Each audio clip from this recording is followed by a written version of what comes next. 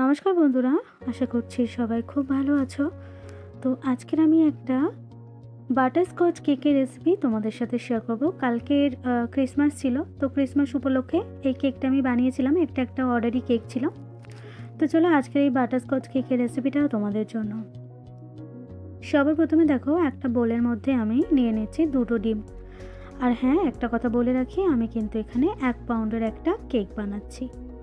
তো ডিম দুটো একটা বোলের মধ্যে নিয়ে একটু সরিয়ে রাখলাম। আর এবার দেখো, 1/2 কাপ গুঁড়ো চিনি নিয়ে আমি একটু চেলে নিচ্ছি, একটা চালুনি দিয়ে মানে স্ট্রেনার দিয়ে একটু চেলে নিচ্ছি।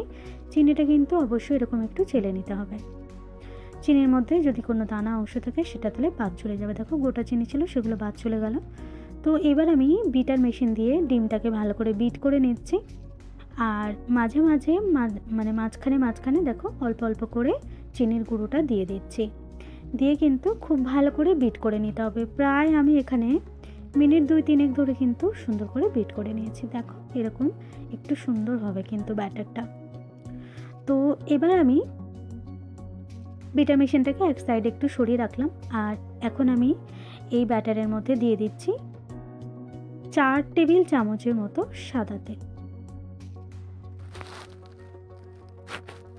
আমি কিন্তু প্রত্যেকটা ভিডিওতে বলেছি কোথায় এইসব কেকের জিনিসপত্র পাওয়া যায় বা কিছু। যারা নতুন তারা কিন্তু অবশ্যই আমার এর আগের যে ভিডিওগুলো সেগুলো তোমরা কেকের ভিডিওগুলো ফলো করতে পারো, তাহলে কিন্তু বুঝতে পারবে।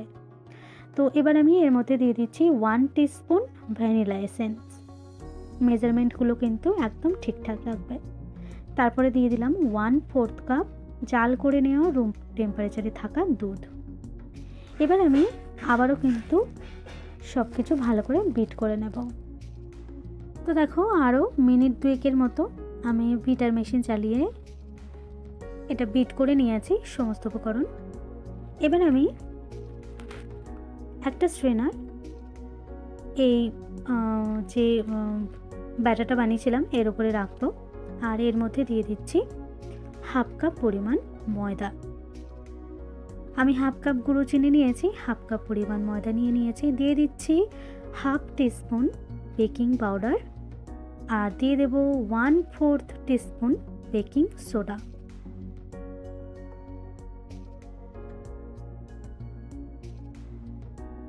তো দিয়ে দিচ্ছি 1/4 টিস্পুন বেকিং সোডা।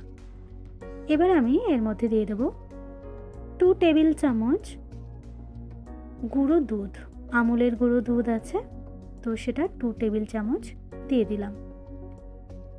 এবার আমি এই সমস্ত শুকনো উপকরণ ভালো করে চেলে নিচ্ছি। তোমরা যদি কেকে কোনো বিজনেস করতে চাও, মানে আমরা তো কেক শিখে বানাচ্ছি, তাহলে কিন্তু আমার ভিডিও যদি তোমরা ফলো করো অবশ্যই কিন্তু অনায়াসে বাড়িতে কেক বানিয়ে ফেলতে পারবে। এর জন্য কোনো ক্লাসে যাওয়ার দরকার নেই। তো দেখো সমস্ত ব্যাটার খুব ভালো করে মিশিয়ে নিয়েছি। আর হ্যাঁ, একটা কথা বলে রাখি, ব্যাটারটা এলোপাতাড়িভাবে মেশাবে না, একদম স্মুথলিভাবে যতটা পারা যায় প্রেশার কম দিয়ে মিশিয়ে নেবে আলতো হাতে। এবার আমি দেখো এখানে একটা কেক টিনের মধ্যে নিয়ে নিচ্ছি সামান্য একটু সাদা তেল আর একটা অয়েল ব্রাশ দিয়ে খুব ভালো করে ব্রাশ করে নিচ্ছি। এখানে একটা 1 পাউন্ডের গোল শেপের মানে রাউন্ড শেপের একটা কেক টিন আছে। তো এবার আমি ব্যাটারটাকে এরকম উঁচু করে কেক টিনের মধ্যে দিয়ে দিলাম। সমস্ত ব্যাটারটা এর মধ্যে দিয়ে দিচ্ছি। আর এই ব্যাটারটা দিয়ে দেওয়ার পর 1-2 বার কিন্তু খুব ভালো করে একটু ঝাঁকিয়ে নেব। তো দেখো সুন্দর করে ঝাঁকিয়ে নিয়েছি। এবার এদিকে আমি দেখো কিছুক্ষণ আগে মিনিট 3 আগে কড়াইটা হিট করতে বসিয়েছিলাম। তলায় একটা দেখো ভাতের হাঁড়ির একটা সরা দিয়ে দিয়েছি। 3 মিনিট মতো হিট করে নেওয়ার পর লো ফ্লেমে কেকটাকে বসিয়ে দিলাম, দিয়ে একদম লো ফ্লেমে এটাকে হতে দেব 30 মিনিট। তো ওদিকে কেকটা মানে স্পঞ্জটা হতে থাক।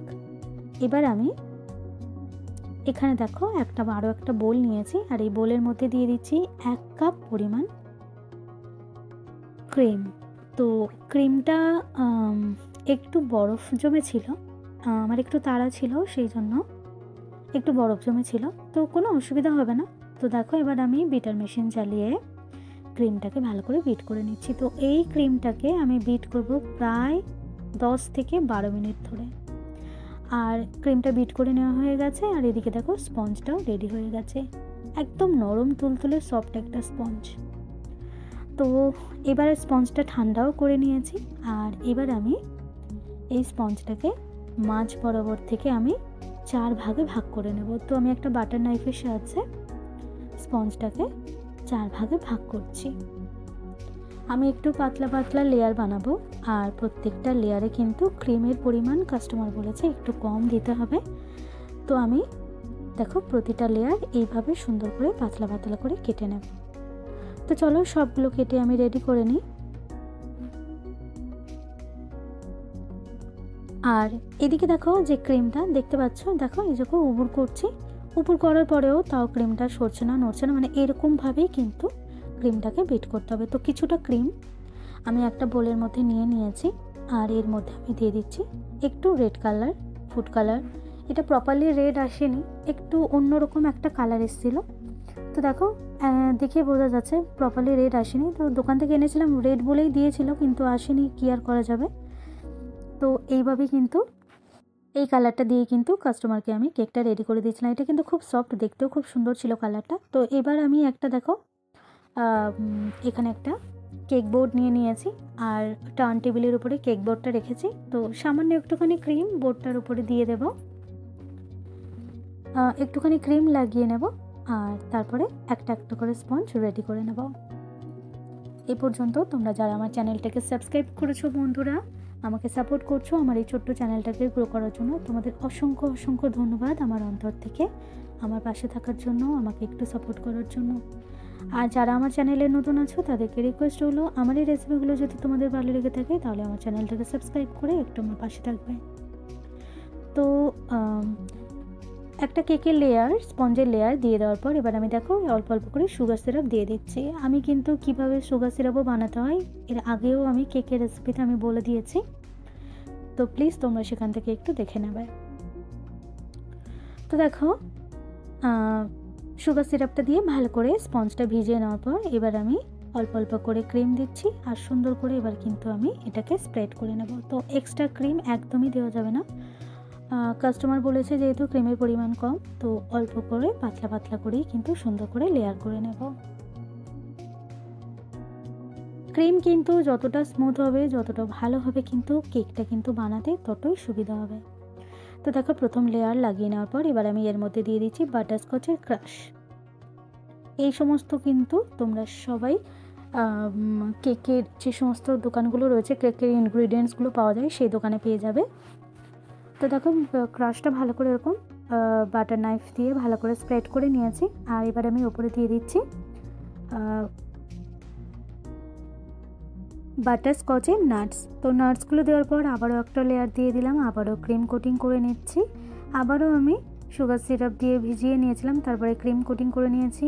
আর দেখো যেভাবে প্রথমটা করেছিলাম সেইভাবেই কিন্তু আমি 4টে স্পঞ্জ এক এক করে সাজিয়ে নিচ্ছি। তো আমি একটু তাড়াতাড়ি করার জন্য ভিডিওটাকে কিন্তু আমি একটু স্পিড বাড়িয়ে দিয়েছি যাতে তাড়াতাড়ি হয়ে যায়। আর ডেকোরেশনটা কিন্তু আমি দেখাইনি, তাহলে কিন্তু অনেকটা লং হয়ে যেত। আর তাড়াহুড়ো করলে এরকমভাবে যদি আমি ভিডিওটা যদি আমি স্পিড বাড়িয়ে দিতাম তোমরা বুঝতেও পারতে না। তো ডেকোরেশনটা তোমরা নিজের মতো করে নেবে। আর দেখো আমি সুন্দর করে কিন্তু 4টে স্পঞ্জ কিন্তু রেডি করে নিয়েছি আর ক্রিম কোটিং করে নিচ্ছি। তো দেখো আমি কেকটা পুরো রেডি করে নিচ্ছি এইভাবে। আর এই কেকটা এত ভালো হয়েছিল বন্ধুরা, এত সুন্দর টেস্ট হয়েছিল যে কি বলবো, মুখে লেগে থাকার মতো একটা রেসিপি। আবারও বলছি তোমরা কেউ যদি বিজনেস করতে চাও তাহলে কিন্তু অবশ্যই আমার এই রেসিপি দেখে কিন্তু করতে পারো। এখানে লুকাছুপি করার কিছুই নেই, আমি যা যা উপকরণ অ্যাড করেছি সমস্তটাই কিন্তু আমি বলে দিয়েছি। তো হালকা ক্রিম কোটিং করে নেওয়ার পর এটাকে আমি আধা ঘন্টা ফ্রিজ আপ করেছিলাম। তারপরে দেখো আমি ফাইনাল কোটিং করছি। আর তারপরে যে কালারগুলো দিয়ে আমি মানে ক্রিমগুলো অল্প অল্প করে নিয়ে কালার করে রেখেছিলাম সেগুলো দিয়ে আমি ডিজাইনটা করে নেব। তো আমি একটু গ্রিন কালার আর ওই যে রেড কালার বলেছিলাম হালকা রেড, এটা দিয়েই কিন্তু আমি কোটিং করেছি। আর আমি রোজ নজেল দিয়ে ডিজাইন করেছি আর মোদক দিয়ে করেছি। তো চলো আজ এই পর্যন্ত বন্ধুরা, আবারও দেখা হচ্ছে এরকম আরও একটা নতুন কেকের রেসিপি নিয়ে বা অন্যান্য অনেক ভিডিও নিয়ে। ততক্ষণ অবধি সবাই খুব ভালো থাকবে।